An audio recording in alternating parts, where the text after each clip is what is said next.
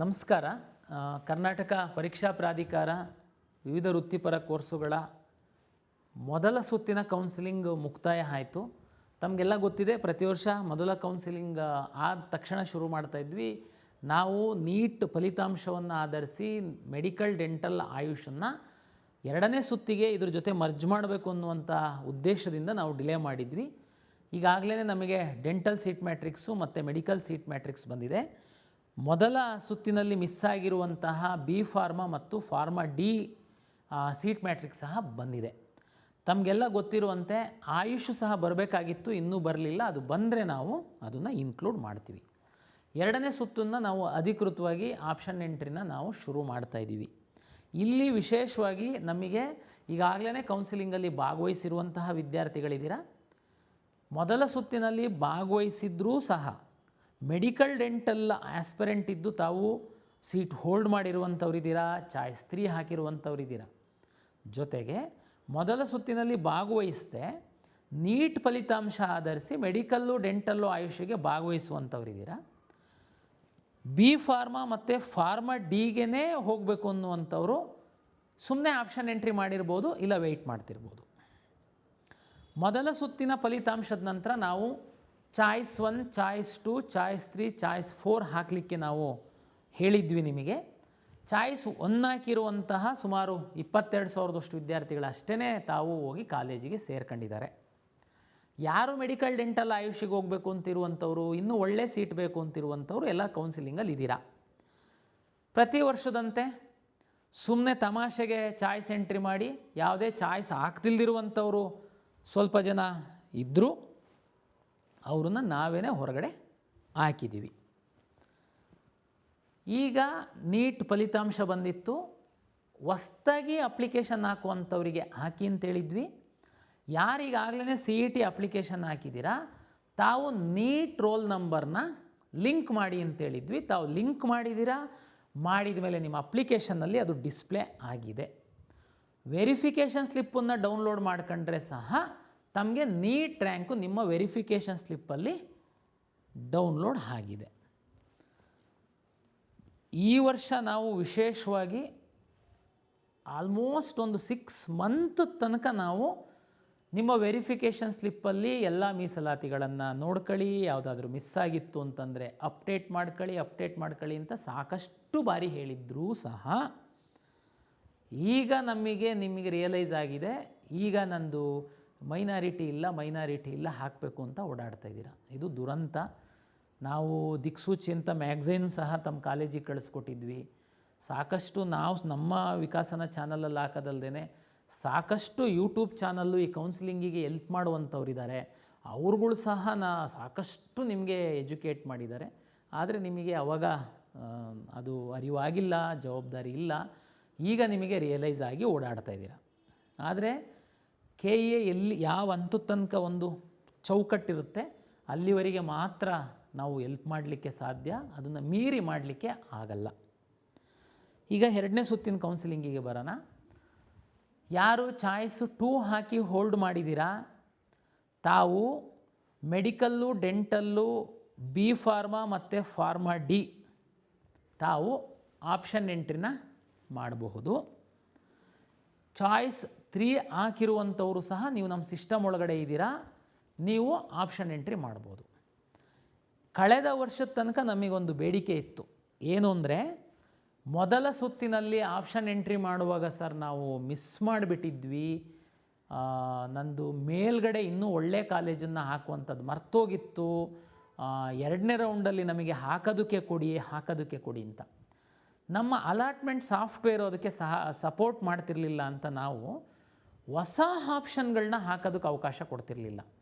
ಭಾಳ ಸ್ಪಷ್ಟವಾಗಿ ಹೇಳ್ತಾ ಇದ್ದೀನಿ, ನಾನು ಹೊಸ ಆಪ್ಷನ್ ಬಗ್ಗೆ ಹೇಳ್ತಿರುವಂಥದ್ದು ನಮ್ಮ ಸಿಸ್ಟಮ್ ಒಳಗಡೆ ಇರುವಂಥವರು, ಅಂದರೆ ಚಾಯ್ಸ್ 2, ಚಾಯ್ಸ್ 3 ಹಾಕಿರುವಂಥವರು ನಮ್ಮ ಸಿಸ್ಟಮ್ ಒಳಗಡೆ ಇರುವಂಥವ್ರು, ಅವ್ರ ಬಗ್ಗೆ ನಾನು ಮಾತಾಡ್ತಾ ಇದ್ದೀನಿ.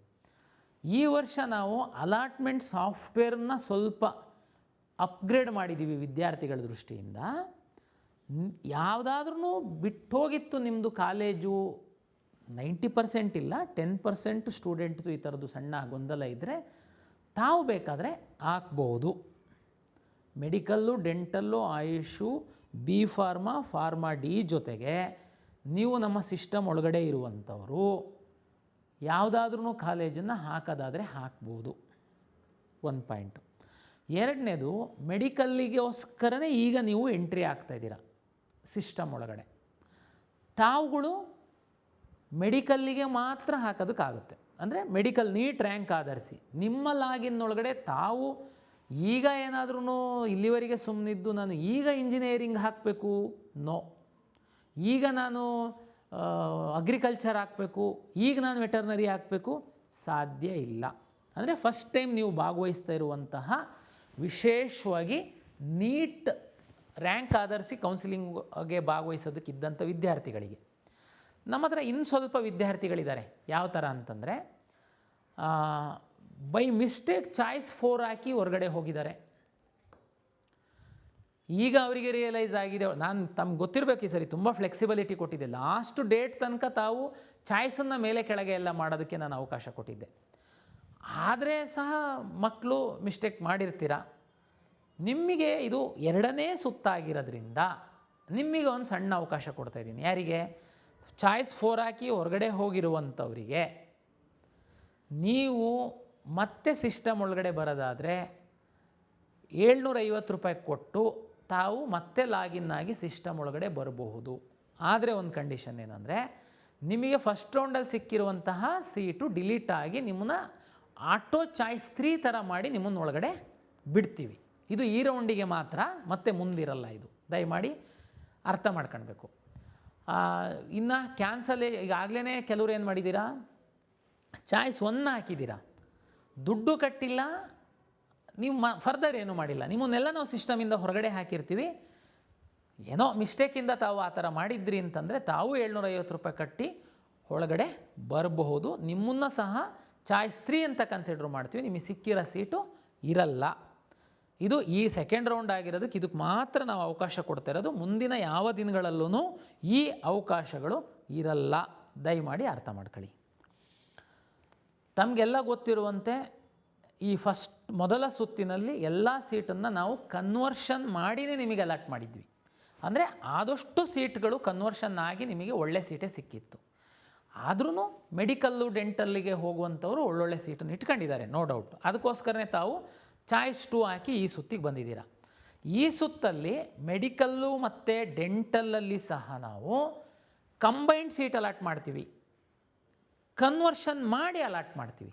ಮೆಡಿಕಲ್ ಡೆಂಟಲ್ ಕನ್ವರ್ಷನ್ ಆಗಿರಲ್ಲ, ತಮಗೆಲ್ಲ ಗೊತ್ತಿದೆ. ಯಾಕೆಂದರೆ ಅವ್ರು ಈಗ ಎಂಟ್ರಿ ಆಗ್ತಾಯಿದೆ ಆ ಸೀಟ್ಗಳು. B pharma, pharma D, medical ಮತ್ತು ಡೆಂಟಲ್ ಏನಿದೆ, ಆ ವಿದ್ಯಾರ್ಥಿಗಳು ಹೊಸಬ್ರು ಇದ್ದೀರಾ. ಈಗ ಇರುವಂಥವ್ರು ನೀಟ್ ರ್ಯಾಂಕ್ ಇತ್ತು ಅಂತಂದರೆ ತಾವು ಹಾಕಿರ್ತೀರ. 2ನೇ ಸುತ್ತಲ್ಲಿ ನಾವು medical, dental, pharma D pharma ಮತ್ತು ಏನು ನಮ್ಮ ಫಾರ್ಮಾ ಡಿ ಇದೆ, ಇದನ್ನು ಕನ್ವರ್ಷನ್ ಮಾಡಿ ನಾವು ಈ ಸುತ್ತಲ್ಲಿ ಅಲಾಟ್ ಮಾಡ್ತೀವಿ. ಅಲಾಟ್ ಮಾಡಿದ ಮೇಲೆ ಕೆಲವರಿಗೆ ಸ್ವಲ್ಪ ಗೊಂದಲ ಇದೆ, ವಿಶೇಷವಾಗಿ ಮೆಡಿಕಲ್ ಅವರಿಗೆ. ಏನಪ್ಪ ಅಂದರೆ, ಸರ್ MCCದು ಶುರುವಾಗಿದೆ, ನೀವು ಶುರು ಮಾಡ್ತಾಯಿದ್ದೀರಾ, ನಾವು ಅಲ್ಲಿ ಹೋಗಬೇಕಾ, ಇಲ್ಲಿ ಹೋಗಬೇಕಾ, ನನಗೆ ಮ್ಯಾನೇಜ್ಮೆಂಟ್ ಸೀಟು ಈ ಕಾಲೇಜಲ್ಲಿ ಸಿಗುತ್ತಾ, ಆ ಕಾಲೇಜಲ್ಲಿ ಸಿಗುತ್ತಾ, ಪಿ ಸೀಟ್ ಇದೆಲ್ಲ. ಇದಕ್ಕೆಲ್ಲದಕ್ಕೂ ಪರಿಹಾರ ಏನು ಅಂತಂದರೆ, ತಮಗೆ ಗೊತ್ತಿರುವಂತೆ NRI ಸೀಟ್ಗಳು ಮ್ಯಾನೇಜ್ಮೆಂಟ್ ಆಗಿ NRI ಎಷ್ಟಿರ್ತಾರೆ ಅಷ್ಟು ಅಲಾಟ್ ಮಾಡ್ತೀವಿ. ಇಲ್ಲ ಅಂತಂದರೆ ಇದೇ ಸುತ್ತಲ್ಲಿ ಮ್ಯಾನೇಜ್ಮೆಂಟ್ ಆಗಿ ಕನ್ವರ್ಷನ್ ಆಗುತ್ತೆ, ಹಂಗಾಗಿ ಮ್ಯಾಕ್ಸಿಮಮ್ ಸೀಟ್ ಅಲಾಟ್ ಆಗುತ್ತೆ. ಅದೇ ರೀತಿ ಯಾವುದು ವಿಶೇಷ ಕೆಟಗರಿ ಒಳಗಡೆ ಇಟ್ಟಿರುವಂತಹ ಸೀಟ್ಗಳು ಸಹ ಎಷ್ಟು ಇರುತ್ತೆ ಅವರಿಗೆ ಫಸ್ಟು ಅಲಾಟ್ ಮಾಡ್ತೀವಿ, ಉಳಿದಂಥ ಸೀಟ್ಗಳನ್ನ ಕನ್ವರ್ಟ್ ಮಾಡಿ ಇದರಲ್ಲೇ ಅಲಾಟ್ ಮಾಡ್ತೀವಿ. ಕರ್ನಾಟಕ ರಾಜ್ಯದಲ್ಲಿರುವಂತಹ ಎಲ್ಲ ಸರ್ಕಾರಿ ಮೆಡಿಕಲ್ ಕಾಲೇಜುಗಳ 15% ಸೀಟ್ಗಳು ಕೇಂದ್ರ ಸರ್ಕಾರ ಅಧೀನದ MCCಯಿಂದ ಅಲಾಟ್ ಆಗ್ತವೆ. ಕರ್ನಾಟಕ ರಾಜ್ಯದಲ್ಲಿರುವಂತಹ ಡೀಮ್ಡ್ ಮೆಡಿಕಲ್ ಕಾಲೇಜುಗಳು ಅಲ್ಲಿ ಅಲಾಟ್ ಆಗ್ತವೆ. ಉಳಿದಂಥ ಎಲ್ಲ ಮೆಡಿಕಲ್ ಕಾಲೇಜುಗಳ ಸೀಟ್ಗಳು ನಮ್ಮಿಂದ ಅಲಾಟ್ ಆಗುತ್ತೆ. ಈ ಹಿಂದಿನ ವಿಡಿಯೋದಲ್ಲೆಲ್ಲ ನಾನು ಹೇಳಿದ್ದೀನಿ. ಮತ್ತೊಮ್ಮೆ ಸಂಕ್ಷಿಪ್ತವಾಗಿ ಹೇಳುವಂಥದ್ದಾದರೆ, ಯಾರು ಹಣ ಇರುವಂಥವರು ನೇರವಾಗಿ ಹೋಗಿ ಕಾಲೇಜಿಗೆ ಅಡ್ಮಿಷನ್ ಆಗೋದಕ್ಕಾಗಲ್ಲ. ಕರ್ನಾಟಕ ರಾಜ್ಯದಲ್ಲಿ ಇರುವ ಎಲ್ಲ ಖಾಸಗಿ ಮೆಡಿಕಲ್ ಕಾಲೇಜುಗಳ ಸೀಟು KEA ಮುಖಾಂತರನೇ ಅಲಾಟ್ ಆಗುತ್ತೆ. 2 ಕೆಟಗರಿ ಸೀಟಿಗೆ ಸರ್ಕಾರನೇ ಫೀಸನ್ನು ನಿಗದಿಪಡಿಸುತ್ತೆ. G ಸೀಟು ಮತ್ತು ಪಿ ಸೀಟ್ ಅಂತ ಹೇಳ್ತಾರೆ. NRI ಮತ್ತು ಮ್ಯಾನೇಜ್ಮೆಂಟಿಗೆ ಮಾತ್ರ ಮ್ಯಾನೇಜ್ಮೆಂಟ್ ಅವ್ರ ಫೀಸು ಫಿಕ್ಸ್ ಮಾಡಿ ನಮ್ಮ ಪೋರ್ಟಲಲ್ಲಿ ಹಾಕ್ತೀವಿ. ರ್ಯಾಂಕ್ ಆಧರಿಸಿ ನಾವೇನೇ ಸೀಟನ್ನು ಅಲಾಟ್ ಮಾಡ್ತೀವಿ. NRI ವಿದ್ಯಾರ್ಥಿಗಳು ಯಾರಾದರೂ ಸಫಿಷಿಯೆಂಟ್ ಇಲ್ಲ ಅಂತಂದರೆ ಆ ಸೀಟ್ಗಳೆಲ್ಲ ಮ್ಯಾನೇಜ್ಮೆಂಟಾಗಿ ನಾವು ಸೀಟನ್ನು ಅಲಾಟ್ಮೆಂಟ್ ಮಾಡ್ತೀವಿ. ಇದು ಪ್ರಕ್ರಿಯೆ ಇರುವಂಥದ್ದು. ಇಲ್ಲಿ ಒಂದು ಕನ್ನಡಿಗರಿಗೆ ಒಂದು ಕಿವಿ ಮಾತು ಏನು ಅಂತಂದರೆ, ಕರ್ನಾಟಕ ರಾಜ್ಯದಲ್ಲಿರುವಂತಹ ಸರ್ಕಾರಿ ಮೆಡಿಕಲ್ ಕಾಲೇಜುಗಳ 15% ಫೀಸ್ ಸೀಟ್ಗಳನ್ನು MCC ಅವರು ಅಲಾಟ್ ಮಾಡ್ತಾರೆ. ದಯಮಾಡಿ ಮೆರಿಟೋರಿಯಸ್ ಸ್ಟೂಡೆಂಟ್ಸು ಅಲ್ಲೂ ಭಾಗವಹಿಸಿ, ನನ್ನ ವಿನಂತಿ, ಅಲ್ಲಿ ಸಹ ಭಾಗವಹಿಸಿ. PSEET ಅವರು ಅಷ್ಟೇ, ಅಲ್ಲಿ ಕರ್ನಾಟಕದಲ್ಲಿರುವ ಡೀಮ್ಡ್ ಕಾಲೇಜಿನ ಸೀಟ್ಗಳದ್ದು ಸಹ ಫೀಸು ಫ್ಲಾಟ್ ಇರುತ್ತೆ. ಆಲ್ಮೋಸ್ಟ್ ಅಲ್ಲಿ ಇಲ್ಲಿ 12 ಲಕ್ಷ ಇದ್ದು ಪ್ರೈವೇಟ್ ಮೆಡಿಕಲ್ ಕಾಲೇಜಿನ ಫೀಸಿಗೂ ಡೀಮ್ಡ್ ಮೆಡಿಕಲ್ ಕಾಲೇಜ್ ಫೀಸಿಗೂ ಹತ್ತತ್ರ ಸಮ ಇದೆ. ತಾವು ಅಲ್ಲಿ ಸಹ MCCನಲ್ಲಿ ಭಾಗವಹಿಸಿ, ಖಂಡಿತ ತಾವು ಭಾಗವಹಿಸಬೇಕು. ಯಾಕೆ ಅಂತಂದರೆ ನಮ್ಮಲ್ಲೂ ಭಾಗವಹಿಸಿ, ಅಲ್ಲೂ ಭಾಗವಹಿಸಿ. ನೀವು ನಿರ್ಧಾರ ಮಾಡೋದಕ್ಕೆ ನಾನು ಸಮಯ ಕೊಡ್ತೀನಿ. ನಾನು ಫಲಿತಾಂಶವನ್ನು ಪ್ರಕಟ ಮಾಡ್ತೀನಿ ಅಥವಾ ಅವರು ಫಲಿತಾಂಶ ಪ್ರಕಟ ಮಾಡ್ತಾರೆ, ಅದು ಏನು ಇಂಪಾರ್ಟೆಂಟ್ ಅಲ್ಲ. ಆದರೆ ನೀವು ಅವರ ಫಲಿತಾಂಶ ಬಂದ ಮೇಲೇ ನಾನು ಮುಂದುವರಿಯುವಂಥದ್ದು. ಉದಾಹರಣೆಗೆ ತಮ್ಮ ಮಗು ಮೆರಿಟ್ ಚೆನ್ನಾಗಿದೆ, ದಯಮಾಡಿ ತಾವು MCCನಲ್ಲಿ ಸಹ ಭಾಗವಹಿಸಿ, ನಮ್ಮಲ್ಲಿ ಸಹ ಭಾಗವಹಿಸಿ. ನಾನು ಫಲಿತಾಂಶ ಪ್ರಕಟ ಮಾಡ್ತೀನಿ ಅಥವಾ ಅವರು ಮಾಡ್ತಾರೆ. ಮಾಡಿದ ಮೇಲೆ ನೀವು ಡಿಸೈಡ್ ಮಾಡಿ, ನಾನು MCCನಲ್ಲಿ ತಗೊಳ್ಬೇಕಾ KEAನಲ್ಲಿ ತಗೊಳ್ಬೇಕಾ ಅಂತ. ಒಂದು ವೇಳೆ ತಾವು MCCನಲ್ಲಿ ತಗೊಳ್ಬೇಕು ಅಂತ ನಿರ್ಧಾರ ಮಾಡಿದರೆ ನಮ್ಮಿಂದ ನಾನು ಫ್ರೀ ಎಕ್ಸಿಟ್ ಆಪ್ಷನ್ ಕೊಡ್ತೀನಿ. ತಾವು ಫ್ರೀಯಾಗಿ ನಮ್ಮಿಂದ ಎಕ್ಸಿಟ್ ಆಗಿ, ನಾನು ನಿಮಗೊಂದೆರಡು ದಿನ ಅಂದರೆ MCC ಅವ್ರದ್ದು ಫೈನಲ್ ರಿಸಲ್ಟ್ ಪಬ್ಲಿಷ್ ಆದ ನಂತರ ನಾನು ಒಂದಿನ ಟೈಮ್ ಕೊಡ್ತೀನಿ. ತಾವು ಎಕ್ಸಿಟ್ ಆದಮೇಲೆ ನಾನು ರೀರನ್ ಮಾಡಿ ಫಲಿತಾಂಶ ಪ್ರಕಟ ಮಾಡ್ತೀನಿ. ಆ ವಿಷಯ ಇಷ್ಟೇ. ಎನಿವೇ ಅದು 15% ಸೀಟು. ನೀವು ಅಲ್ಲಿ ಸೇಮ್ ಮೆರಿಟ್ ಇದ್ದು, ಉದಾಹರಣೆಗೆ ಬೆಂಗಳೂರು ಮೆಡಿಕಲ್ ಕಾಲೇಜು ನೀವು ಟಾಪರ್ಸ್ ಇದ್ದೀರಾ, ನಮ್ಮಲ್ಲೂ ಸಿಗುತ್ತೆ ಅಲ್ಲೂ ಸಿಗುತ್ತೆ, ನೀವು ಅಲ್ಲೇ ತಗೊಳ್ಳಿ. ಇನ್ನೊಬ್ಬ ನಮ್ಮ ಹುಡುಗ ಇನ್ನೊಬ್ಬ ಕೆಳಗಿಂದ ನಾವು ನಮ್ಮ KEAಯಿಂದ ಹೋಗೋದಕ್ಕೆ ಅನುಕೂಲ ಆಗುತ್ತೆ ಅನ್ನುವಂಥದ್ದು ಅಷ್ಟೇ. ಯಾಕೆಂದರೆ ಕಾಲೇಜು ಸೇಮ್ ಇರುತ್ತೆ, ಹಾಗಾಗಿ ನಿಮಗೆ ಏನು ಪ್ರಾಬ್ಲಮ್ ಆಗಲ್ಲ. ದಯಮಾಡಿ ಅದು ಮಾಡಬೇಕು. ಇನ್ನೊಂದು, ಆಪ್ಷನ್ ಎಂಟ್ರಿ ಮಾಡುವಂತಹ ಸಂದರ್ಭದಲ್ಲಿ ಎಲ್ಲ ವಿದ್ಯಾರ್ಥಿಗಳಿಗೆ ನಾನು ಹೇಳುವಂಥದ್ದು, ಭಾಳ ಜವಾಬ್ದಾರಿಯಿಂದ ಆಪ್ಷನ್ ಎಂಟ್ರಿ ಮಾಡಿ. ಮೆಡಿಕಲ್ಲು ಡೆಂಟಲ್ಲಿಗೆ ಆಯುಷಿಗೆ ಮಾತ್ರ ಇದು ಫಸ್ಟ್ ರೌಂಡು.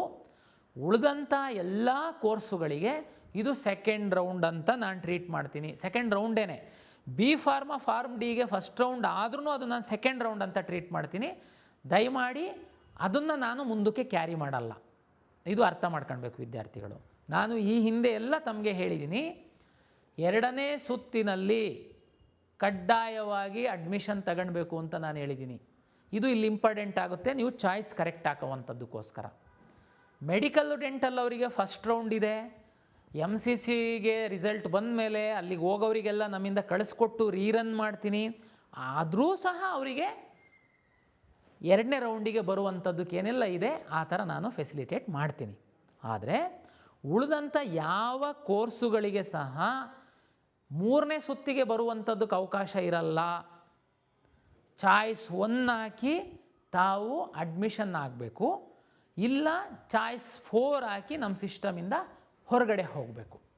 ಇಲ್ಲಿ ಒಂದು ಡೌಟ್ ಬರುತ್ತೆ ತಮಗೆ, ಸರ್ ನಾನು ಆ್ಯಕ್ಚುಲಿ ಮೆಡಿಕಲ್ ಆಸ್ಪಿರೆಂಟ್ ಇದ್ದೀನಿ, ಮೆಡಿಕಲ್ ಸಿಕ್ಕಿಲ್ಲ ಅಂತಂದರೆ ನಾನು ಇಂಜಿನಿಯರಿಂಗ್ ಹೋಗಬೇಕು ಅಂತೇಳಿ ನಾನು ಹಾಕಿದ್ದೆ, ಈಗ ಇಂಜಿನಿಯರಿಂಗ್ ಸಿಕ್ಕಿದೆ, ನೀವು ಅಡ್ಮಿಷನ್ ಆಗಿಬಿಡು ಅಂತಂದರೆ ನನಗೆ 2ನೇ ರೌಂಡಲ್ಲಿ ಮೆಡಿಕಲ್ ಸಿಗೋ ಸಾಧ್ಯತೆ ಇದೆ, ನನಗೆ ಇಲ್ಲಿ ಅನ್ಯಾಯ ಆಗುತ್ತೆ, ಕಾಲೇಜಿಗೆ ಹೋಗಿ ಸೇರಿದರೆ ದುಡ್ಡು ಕೊಡ್ತಾರೆ. ಆದರೆ ನೀವು ಅದು ಮಾಡಲಿಲ್ಲ ಅಂತಂದರೆ ಎಂಟೈರ್ ಇಂಜಿನಿಯರಿಂಗ್ ವಿದ್ಯಾರ್ಥಿಗಳಿಗೆ ಅನ್ಯಾಯ ಆಗುತ್ತೆ. ತಮ್ಗೆ ಗೊತ್ತಿದೆ, AICT ಪ್ರಕಾರ ಅವರಿಗೊಂದು ಅಡ್ಮಿಷನ್ ಕಟ್ ಆಫ್ ಇದೆ, MCC ಅವ್ರ ಪ್ರಕಾರ ಮೆಡಿಕಲ್ ಡೆಂಟಲ್ ಅವರಿಗೆ ಬೇರೆಯೇ ಒಂದು ಕಟ್ ಆಫ್ ಇದೆ. ಆದರೆ ನಿಮಗೆ ಅನ್ಯಾಯ ಆಗೋದಕ್ಕೆ ನಾನು ಬಿಡಲ್ಲ. ಹೇಗೆ ಮಾಡ್ತೀನಿ ಅಂತಂದರೆ, ನೀವೇನೇ ಹಾಕಿದ್ದೀರಾ ಮೆಡಿಕಲ್ ಸಿಕ್ಕಿಲ್ಲ ಅಂದರೆ ನಾನು ಇಂಜಿನಿಯರಿಂಗಿಗೆ ಹೋಗ್ತೀನಿ ಅಂತ ತಾವೇ ಹಾಕಿದ್ದೀರಾ. ಓಕೆ, ಈಗ ಇಂಜಿನಿಯರಿಂಗ್ ಸಿಕ್ಕಿದೆ, ನೀವು ಹೋಗಿ ಅಡ್ಮಿಷನ್ ಆಗಿ ಮೆಡಿಕಲ್ಲಿಂದು 2ನೇ ಸುತ್ತು ನಾನು ಕೌನ್ಸಿಲಿಂಗ್ ಏನು ಶುರು ಮಾಡ್ತೀನಿ, ತಾವು ಭಾಗವಹಿಸಿ. ನಿಮಗೆ ಅಪ್ಗ್ರೇಡ್ ಆದರೆ ಆಗಲಿ, ಸಂತೋಷ. ಸರ್ ಅಲ್ಲಿ ಕಾಲೇಜಿಗೆ ಹೋಗಿ ಸೇರಿರ್ತೀವಿ, ದುಡ್ಡು ಕಟ್ಟಿರ್ತೀವಿ, ಡಾಕ್ಯುಮೆಂಟ್ ಕೊಟ್ಟಿರ್ತೀವಿ. ನೋಡಿ, ಪ್ರೈವೇಟ್ ಇಂಜಿನಿಯರಿಂಗ್ ಕಾಲೇಜ್ ಅಸೋಸಿಯೇಷನ್ ಜೊತೆ ಸರ್ಕಾರ ಈಗಾಗಲೇ ಮಾತಾಡಿದ್ದಾರೆ, ನಾವು ಒಂದು ಪ್ರೊಸೀಡಿಂಗ್ ಸಹ ಮಾಡಿದ್ದೀವಿ, ಅವ್ರು ಒಪ್ಪಿದ್ದಾರೆ. ನಿಮಗೆ ಫ್ರೀಯಾಗಿ ಹೊರಗಡೆ ಬರುವಂಥದ್ದಕ್ಕೆಲ್ಲ ಅವಕಾಶ ಮಾಡಿಕೊಡ್ತಾರೆ. ಫೀಸಿನ ಬಗ್ಗೆ ತಲೆಬಿಸಿ ಮಾಡಬೇಡಿ, ಯಾಕೆಂದರೆ ಫೀಸ್ ಎಲ್ಲ KENಲ್ಲೇ ಇರುತ್ತೆ. ಸರ್ ನಾನು ಇಂಜಿನಿಯರಿಂಗೇ ಹೋಗಬೇಕು ಅಂತ ಇತ್ತು, ಮೆಡಿಕಲ್ ಇತ್ತು, ಇಂಜಿನಿಯರಿಂಗ್ ಸಿಕ್ಕಿದೆ, ಬಟ್ ನಾನು ಇಂಜಿನಿಯರಿಂಗೂ ಹೋಗೋಕ್ಕೆ ಇಷ್ಟ ಇಲ್ಲ ಸರ್. ನನ್ನ ಅಡ್ಮಿಷನ್ ಆಗೋದು ಬರೋದು ಅದೆಲ್ಲ ನನಗೆ ತಲೆಬಿಸಿ ಬೇಡ. ನಾನು ನೆಕ್ಸ್ಟ್ ರೌಂಡಲ್ಲಿ ಮೆಡಿಕಲ್ಲಿಗೇ ಟ್ರೈ ಮಾಡ್ತೀನಿ, ಸಿಕ್ಕಿದರೆ ಸರಿ, ಇಲ್ಲಾಂದರೆ ನಾನು ಲಾಂಗ್ ಟರ್ಮಿಗೆ ಹೋಗ್ತೀನಿ.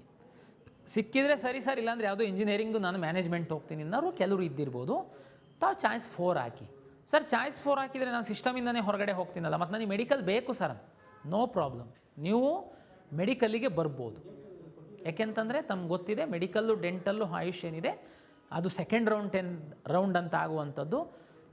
ನೋಡಿ, ನೀವೇನೇ ಇಂಜಿನಿಯರಿಂಗ್ ಸಿಕ್ಕಿದ್ರೆ ಅಂತ ನೀವು ಹಾಕಿರ್ತೀರಾ, ನೀವು ಹೋಗಲ್ಲ ಅಂದರೆ 4 ಹಾಕಿ ಹೊರಗಡೆ ಹೋಗಿ ಬಂದರೆ ನೀವು 750 ಕಟ್ಟಿ ಒಳಗಡೆ ಬನ್ನಿ. ಯಾಕೆಂದರೆ ನೀವೇನೇ ಹಾಕಿರುವಂಥದ್ದು ಮೆಡಿಕಲ್ ಸಿಕ್ಕಿಲ್ಲ ಅಂದರೆ ಇಂಜಿನಿಯರಿಂಗ್ ಅಂತೇಳಿ. ಇದು ಎರಡನೇ ಆಪ್ಷನ್ನು ಮೆಡಿಕಲ್ ಡೆಂಟಲ್ ಅವರಿಗೆ ಹೊರತುಪಡಿಸಿ, ಮೆಡಿಕಲ್ ಡೆಂಟಲ್ ಆಯುಷ್ ಅವರಿಗೆ ಹೊರತುಪಡಿಸಿ ಉಳಿದಂಥ ಎಲ್ಲರಿಗೆ ಸಹ ನಾನು ಆಪ್ಷನ್ ಇದು ನಾನು ವಿವರವಾಗಿ ರಿಸಲ್ಟ್ ಪಬ್ಲಿಷ್ ಮಾಡಿದ ಮೇಲೆ ಹೇಳ್ತೀನಿ. ನಾನು ಈಗ ಯಾಕೆ ಇದೊಂದು ಸಂಕ್ಷಿಪ್ತ ನಿಮಗೆ ಹೇಳ್ತಾ ಇದ್ದೀನಿ ಅಂತಂದರೆ, ಇಂಜಿನಿಯರಿಂಗಿಂದು ಈ ಹಿಂದೆ ಹೆಂಗಿರ್ತಿತ್ತು ಅಂತಂದರೆ, ನೀವು 3ನೇ ಸುತ್ತಿನ ತನಕ ಬರೋದಕ್ಕೆ ಅವಕಾಶ ಇತ್ತು. ಇದನ್ನೇ ದುರುಪಯೋಗ ಪಡಿಸ್ಕೊಂಡು ಸೀಟ್ ಬ್ಲಾಕ್ ಮಾಡ್ತಿದ್ರು ವಿದ್ಯಾರ್ಥಿಗಳು. ಹಾಗಾಗಿ ನಾನು ಇದನ್ನು ಹೇಳ್ತಾ ಇದ್ದೀನಿ. ಇನ್ನೊಂದು ಇಂಜಿನಿಯರಿಂಗ್ ವಿದ್ಯಾರ್ಥಿಗಳಿಗೆ ಅನುಮಾನ ಬರ್ಬೋದು, ಏನು ಅಂತಂದರೆ, ಸರ್ ಇಂಜಿನಿಯರಿಂಗ್ಗೆ ಅಡ್ಮಿಷನ್ ಆಗಿರ್ತೀನಿ, ನೀವು 3ನೇ ಸುತ್ತಿಂದು ಕೌನ್ಸಿಲಿಂಗ್ ಶುರು ಮಾಡೋದಕ್ಕೆ ಪಬ್ಲಿಷ್ ಮಾಡಿದಾಗ ಕಾರಣಾಂತರದಿಂದ ಯಾವುದಾದ್ರೂ ಒಂದು ಟಾಪ್ ಕಾಲೇಜಲ್ಲಿ 1-2 ಇಂಜಿನಿಯರಿಂಗ್ ಸೀಟೇ ಖಾಲಿ ಆಗಿರುತ್ತೆ, ಅದಕ್ಕೂ ನಾನು ಅಪ್ಗ್ರೇಡೇಷನಿಗೆ ಬರ್ಬೋದಾ? ಎಸ್, ನೀವು ಬರ್ಬೋದು. ಆದರೆ ನೀವು ಅಡ್ಮಿಷನ್ ಆಗಿರೋದು ಆಟೋಮೆಟಿಕಾಗಿ ಕ್ಯಾನ್ಸಲ್ ಆಗುತ್ತೆ, ನೀವು ಬರಬಹುದು. ಸರ್ ಇದು ಏನು ಗೊಂದಲ ಆಗಿಬಿಡುತ್ತೆ ಸರ್, ನಾನು ಹೋಗೋದು ಇಲ್ಲಿ ಹೋಗಿ ಬರೋದು ಇದು ನೀವು ಈ ಥರ ವಿಚಾರ ಮಾಡುವಾಗ ನಾನು ಒಂದು ಡೇಟಾ ಅನಲೈಸ್ ಮಾಡಿದ್ದೀನಿ. ಲಾಸ್ಟ್ ಇಯರು, ಅದ್ರ ಹಿಂದಿನ ವರ್ಷ ಅದ್ರದ್ದೆಲ್ಲ ನೋಡಿದರೆ, ಈ ಥರ ಬಿಟ್ಟು ಅಪ್ಗ್ರೇಡ್ ಆಗುವಂಥದ್ದು, ಬೇರೆ ಕಡೆ ಹೋಗುವಂಥದ್ದು ಕೇವಲ ಒಂದು 2%. ನಾನು 2%ಗೋಸ್ಕರ ಏನಾದ್ರೂ ಇಂಜಿನಿಯರಿಂಗ್ ಎಲ್ಲ ಕೋರ್ಸ್ಗಳಿಗೆ ಎಂತಿದ್ರೂ ಇದು ಮೆಡಿಕಲ್ಲೆಲ್ಲ ಬಂದಿರೋದ್ರಿಂದ ಇದು ಈಗ ಸೆಕೆಂಡ್ ರೌಂಡ್ ಇದೆ ಅಂತ ನಾನು ನಿಮಗೆ ಹೋಲ್ಡ್ ಮಾಡಿ ಮುಂದೆ ಬರೋದಕ್ಕೆ ಕೊಟ್ಟರೆ ಯಾರೂ ಅಡ್ಮಿಷನ್ ಆಗಲ್ಲ. ಎಲ್ಲೋ ಒಂದು ಕಡೆ ಆಸೆ ನಂದು ಅಪ್ಗ್ರೇಡ್ ಆಗ್ಬೋದು ಅಂತ.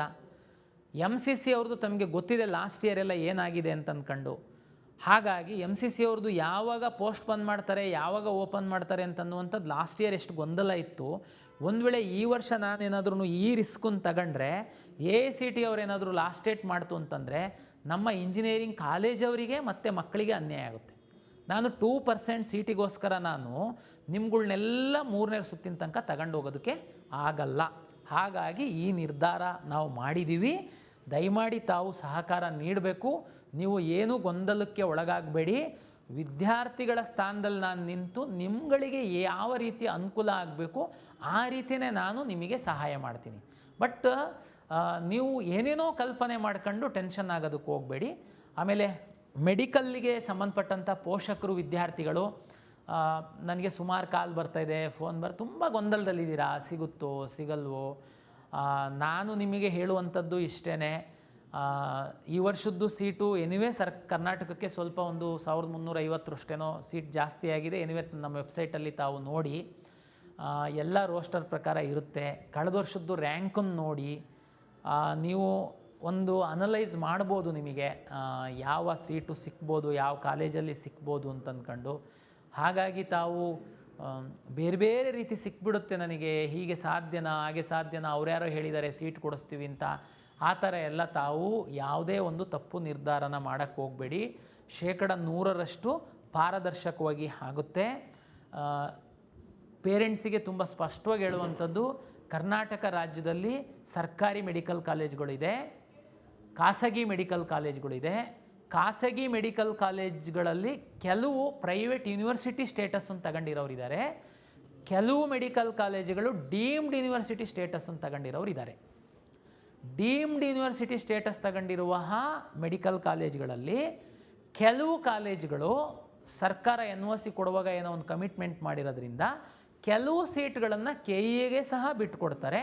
ಆ ಸೀಟ್ಗಳನ್ನು ನಾವು ಜಿ ಸೀಟಾಗಿ ಸರ್ಕಾರಿ ಮಾನದಂಡಗಳಂತೆ ಮೀಸಲಾತಿಯಂತೆ ನಾವು ಅಲಾಟ್ ಮಾಡ್ತೀವಿ. ಇನ್ನು ಉಳಿದಂಥ ಎಲ್ಲ ಡೀಮ್ಡ್ ವಿಶ್ವವಿದ್ಯಾಲಯಗಳ ಸೀಟ್ಗಳು MCC ಇಂದ ಅಲಾಟ್ ಆಗುತ್ತೆ.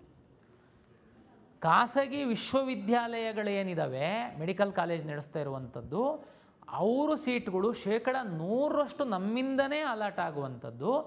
ಆದರೆ ಸೀಟ್ ಶೇರಿಂಗು ಸಣ್ಣ ವ್ಯತ್ಯಾಸ ಇದೆ. ಮತ್ತು ಅಲ್ಲಿ ಪಿ ಸೀಟ್ ಅಂತ ನಾವೇನು ಕರಿತೀವಿ, ಅದು ಬೇರೆ ಕಾಲೇಜಲ್ಲೆಲ್ಲ 12-12.5 ಲಕ್ಷ ಇತ್ತು ಅಂತಂದರೆ, ಈ ಖಾಸಗಿ ವಿಶ್ವವಿದ್ಯಾಲಯದಲ್ಲಿ ಆಲ್ಮೋಸ್ಟ್ ಆಲ್ ಡಬಲ್ ಇದೆ. ಹಾಗಾಗಿ ತುಂಬ ಗೊಂದಲ ಮಾಡ್ಕೊಳ್ಳೋದಕ್ಕೆ ಹೋಗಬೇಡಿ. ನಮ್ಮ ಕಾಲೇಜುವಾರು ಫೀಸ್ ಸ್ಟ್ರಕ್ಚರು, ಕಾಲೇಜುವಾರು ಸೀಟ್ಸ್ ಇದೆ, ಅದನ್ನೊಂದು ಸರಿ ನೋಡಿ. ಇನ್ನೊಂದು ಕನ್ಫ್ಯೂಷನ್, ಒಂದು ಕಾಲೇಜಲ್ಲಿ 4 ಕೆಟಗರಿ ಸೀಟ್ ಇರುತ್ತೆ.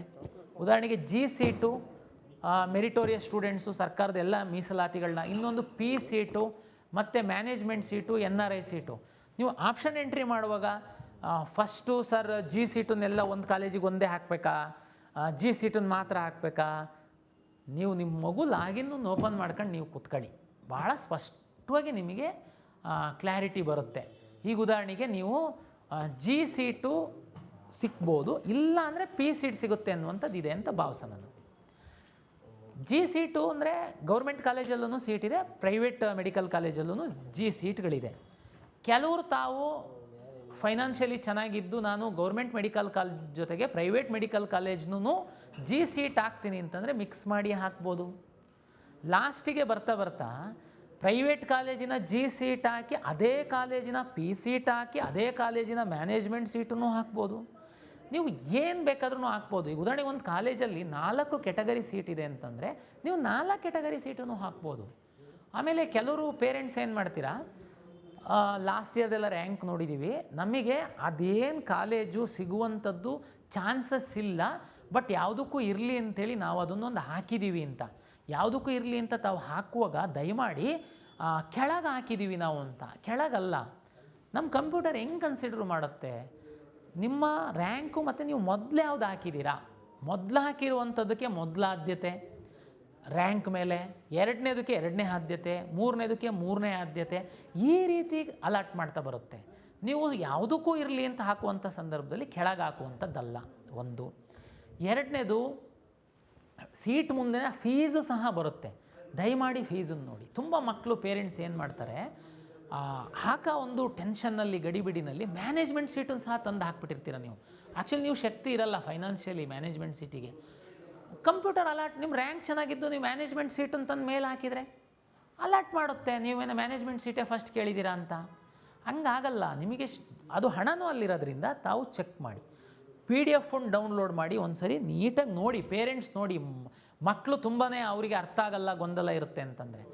ಅಲಾಟ್ ಆದಮೇಲೆ ಬಂದು ಇಲ್ಲ ನನಗೆ ಅದು ಇಂಟ್ರೆಸ್ಟ್ ಇರಲಿಲ್ಲ ಹಾಗೆ ಹೀಗೆ ಅಂತೆಲ್ಲ ಹೇಳಿದರೆ ಆಮೇಲೆ ನಿಮಗೂ ತೊಂದರೆ, ನಮಗೂ ತೊಂದರೆ. ನಿಮ್ಮನ್ನು ಹೊರಗಡೆ ಹಾಕುವಂಥದ್ದು ಸಿಸ್ಟಮ್ ಅಲಾಟ್ಮೆಂಟು, ನಾವು ಯಾವುದು ಮ್ಯಾನ್ಯುವಲ್ ಮಾಡುವಂಥದ್ದಲ್ಲ.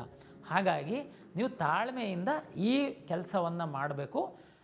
ತುಂಬ ಕಡಿಮೆ ಮೆಡಿಕಲ್ ಕಾಲೇಜ್ಗಳಿರುತ್ತೆ, ಹಾಗಾಗಿ ತುಂಬ ಟೆನ್ಷನ್ ಮಾಡುವಂತಹ ಅಗತ್ಯ ಇಲ್ಲ.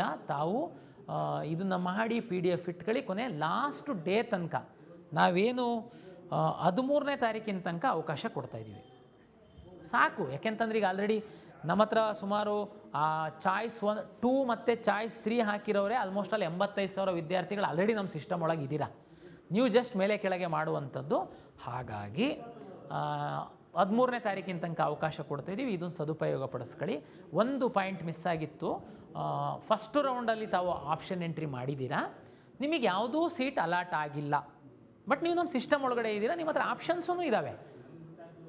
1.5 ತಿಂಗಳ ಹಿಂದೆ ತಾವು ಆಪ್ಷನ್ ಎಂಟ್ರಿ ಮಾಡಿದ್ರಿ. ನಿಮ್ಮನ್ನು ನಾನು ನೇರವಾಗಿ ಈ ಸುತ್ತಲ್ಲಿ ಸೀಟ್ ಅಲಾಟ್ಮೆಂಟಿಗೆ ನಿಮ್ಮ ಆಪ್ಷನ್ಗಳನ್ನ ನಾನು ಕನ್ಸಿಡರ್ ಮಾಡೋಕ್ಕಾಗಲ್ಲ. ಮಾಡಿದರೆ ತಪ್ಪಾಗುತ್ತೆ. ಯಾಕೆ ಅಂತಂದರೆ ನಿಮಗೆ ಇಂಟ್ರೆಸ್ಟ್ ಇದೆಯಾ ಇಲ್ವಾ ಅನ್ನೋದು ನನಗೆ ಗೊತ್ತಿಲ್ಲ.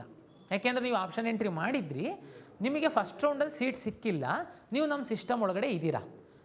ತಾವು ದಯಮಾಡಿ ಒಮ್ಮೆ ಲಾಗಿನ್ ಆಗಿ ನನಗೆ ಕೌನ್ಸಿಲಿಂಗಲ್ಲಿ ಮುಂದುವರಿಯುವಂಥದ್ದಕ್ಕೆ ಇಷ್ಟ ಇದೆ ಅಂತ ಟಿಕ್ ಮಾಡಿದರೆ ನಿಮ್ಮನ್ನು ನಾವು ಕನ್ಸಿಡರ್, ನೀವು ಮೇಲೆ ಕೆಳಗೆ ಅರೇಂಜ್ ಮಾಡೋದಕ್ಕೆ ಅವಕಾಶ ಇದೆ. ಕೆಲವು ಸೀಟ್ಗಳು ಬಂದಿದೆ, ಬೇಕಾದರೆ ತಾವು ಹಾಕೋದಕ್ಕೆ ಬೇಕಾದ್ರೂ ಅವಕಾಶ ಇದೆ. ಬಟ್ ನೀವು ಲಾಗಿನ್ ಆಗಿ ಮಾಡಬೇಕು. ಯಾಕೆ ಸರ್ ನಾವು ಆಲ್ರೆಡಿ ಮಾಡಿದ್ದೀವಲ್ಲ ಸರ್, ನಾವು ಮತ್ತೊಂದು ಸರಿ ಯಾಕೆ ಮಾಡಬೇಕು ಅಂತ ಕೆಲವ್ರು ಕೇಳ್ಬೋದು. ಏನಾಗ್ತಾ ಇತ್ತು ಹಿಂದೆ ಅಂತಂದರೆ, ತುಂಬ ದೊಡ್ಡ ನಂಬರ್ ವಿದ್ಯಾರ್ಥಿಗಳಿಗೆ ಸೀಟ್ ಅಲಾಟ್ ಆಗಿರ್ತಿರ್ಲಿಲ್ಲ.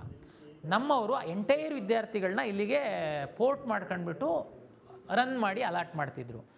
ಆಮೇಲೆ ಅವರು ಆಲ್ರೆಡಿ ಮ್ಯಾನೇಜ್ಮೆಂಟಲ್ಲಿ ಸೇರ್ಕೊಳ್ಳೋದು, ಬೇರೆ ಬೇರೆ ಕಡೆ ಹೋಗಿ ಸೇರ್ಕೊಂಡ್ಬಿಟ್ಟಿರ್ತಿದ್ರು.